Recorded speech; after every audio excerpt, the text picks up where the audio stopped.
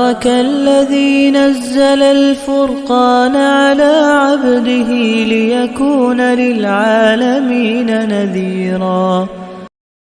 الحمدللہ والصلاة والسلام علی رسول اللہ۔ سامعین مکرم، آج کا جو عنوان ہے اس نشست کا وہ ہے زیارت قبور، اور اس کا طریقہ کیا ہے، قرآن و شریعت میں اس کے لحاظ سے کیا اصول و ضوابط بتائے گئے ہیں۔ پہلی چیز تو یہ سمجھ لیں کہ حضرت عبداللہ بن عباس رضی اللہ تعالیٰ عنہ سے مروی ہے کہ آپ صلی اللہ علیہ وسلم فرمایا کہ میت قبر میں اس طریقے سے ہوتی ہے جیسے کہ کوئی آدمی غرق شدہ پانی میں ہوتا ہے اور مدد کے لیے فریاد کرتی ہے اور پکارتی ہے، اور وہ انتظار کرتی ہے کہ اس کے جو دنیا میں زندہ یعنی جو موجود ہیں اس کے پیچھے رشتہ دار، دوست، بھائی، احباب جو ہیں، وہ جتنے بھی لوگ ہیں، وہ اس کے لیے کوئی تحفہ بھیجیں۔ تو پھر جب ان کے جو پیچھے جو دوست احباب ہیں، گھر والے ہیں، جب وہ اس کے لیے کوئی چیز جو ہے ایصال ثواب کرتے ہیں تو اللہ رب العزت اس ایصال ثواب میں ان کے اوپر اکرام بطور پہاڑ کرتے ہیں، یعنی بہت ہی کثیر مقدار میں اور بہت ہی زیادہ مقدار پر ان کو اس کا اجر و ثواب پہنچتا ہے۔ پھر اس کے بعد آپ صلی اللہ علیہ وسلم نے فرمایا کہ جب آپ یعنی زندہ لوگ جو باقی ہوتے ہیں دنیا میں، میت کے ورثاء، جب اس کے ایصال ثواب کے لیے کوئی چیز یعنی ہدیتاً بھیجتے ہیں تو کہتے ہیں کہ وہ بہت خوش ہوتا ہے، اور حدیث میں آتا ہے کہ دنیا دار جو دنیا میں موجود ہیں لوگ، میت کے ورثاء، ان کو جو ہدیہ کے طور پر میت کو بھیجتے ہیں ان میں سے سب سے بہترین ہدیہ یہ ہے کہ وہ اس کے لیے استغفار کریں، یعنی اللہ سے اس کے گناہوں کی معافی مانگیں، یعنی اللہ کے اس سے اگر کوئی گناہ ہو گیا ہے تو اس گناہ کو اللہ، ہم دعا کرتے ہیں تیرے سامنے التجا کرتے ہیں اس کے گناہوں کو معاف فرما۔ تو جب یہ دعا اور یہ ایصال ثواب اس میت کو پہنچتا ہے تو وہ میت بہت خوش ہوتی ہے اپنے ورثاء سے۔ یہ حدیث ہے حضرت عبداللہ بن عباس رضی اللہ تعالیٰ عنہ کی۔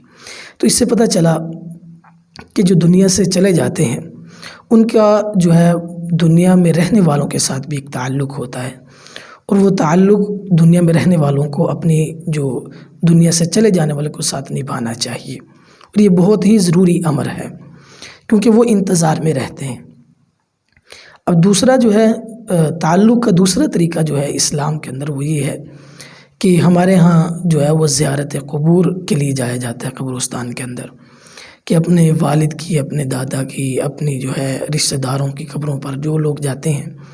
وہ اس نیت سے بھی جاتے ہیں کہ ہم نے اپنے آباء و اجداد کو یاد رکھا ہے، ان کی زیارت کے لیے جاتے ہیں، ان کی میتیں ہم سے خوش ہوتی ہیں۔ تو اس حدیث میں یہ بات پتہ چل گئی کہ جو دنیا سے چلے جاتے ہیں ان کے لیے استغفار کرنا بہترین تحفہ ہے۔ ایک تو یہ بات اپنے ذہن میں بٹھا لیں۔ دوسری بات کہ زیارت قبور کس وقت جائز ہے، کس طریقے سے کرنی چاہیے، اور اس کے اندر کیا کیا خرابیاں آج کل پیدا ہو گئی ہیں، یہ تھوڑی سی سمجھنے والی بات ہے۔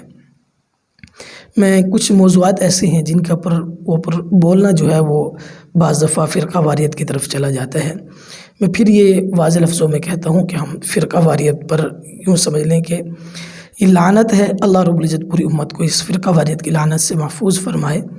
لیکن اس وقت کچھ جاہلین نے جو ہے اس عمل کو بہت ہی خراب کر دیا ہے۔ تو میں آپ کو اس کی وضاحت کر دوں کہ زیارت قبور کس لیے کی جاتی ہے شریعت کے اندر۔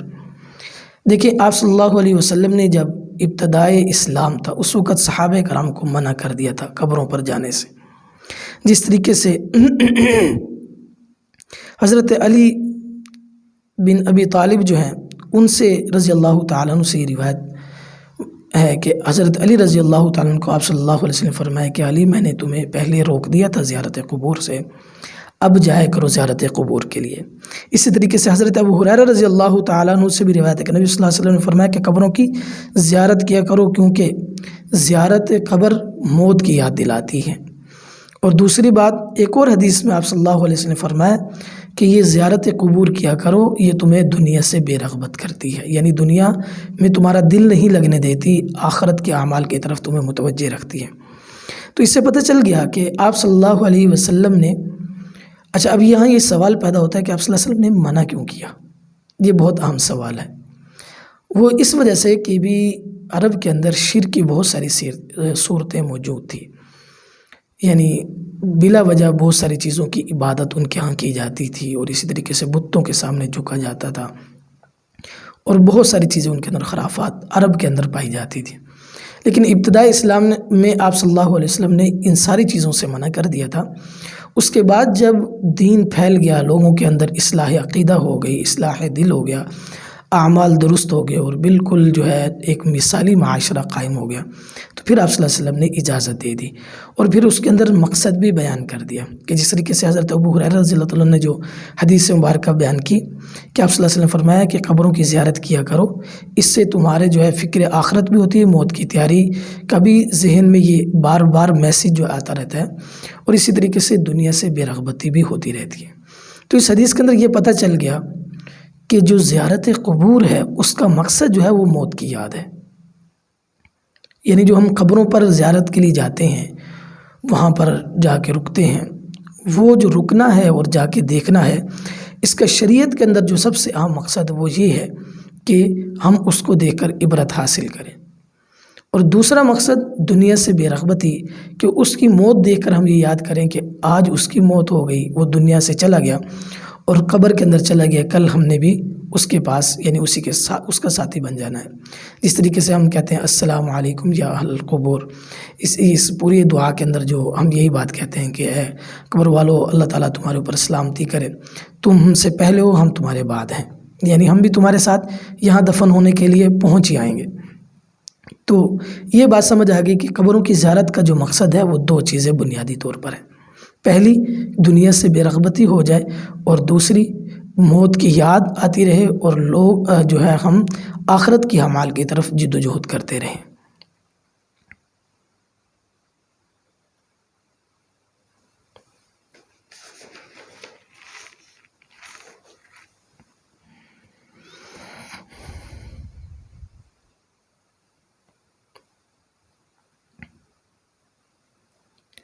اور تیسری چیز جو قبروں کی زیارت، قبروں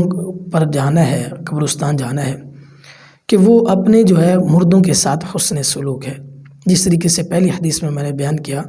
کہ جا کر ان کے لیے بخشش کی دعا کرنا، اور اسی طریقے سے ان کے لیے جو ہے کوئی ایصال ثواب کرنا، تو وہ مردے بڑے خوش ہوتے ہیں اپنے بقیہ لوگوں سے جو دنیا میں موجود ہوتے ہیں، ان کے دوست احباب۔ ایک اور بات یہاں پر یاد رکھ لیں کہ بھی قبروں کی طرف ہاتھ کر کر دعا نہیں مانگنی چاہیے۔ ہاتھ جو ہے یا تو اٹھانے کی ضرورت نہیں ہے، یا اگر اٹھانے ہوں تو پھر اہل سنت والجماعت کے جو علماء کرام کا جو اس بارے میں جو موقف ہے کہ وہ خانہ کعبہ کی طرف جو ہے وہ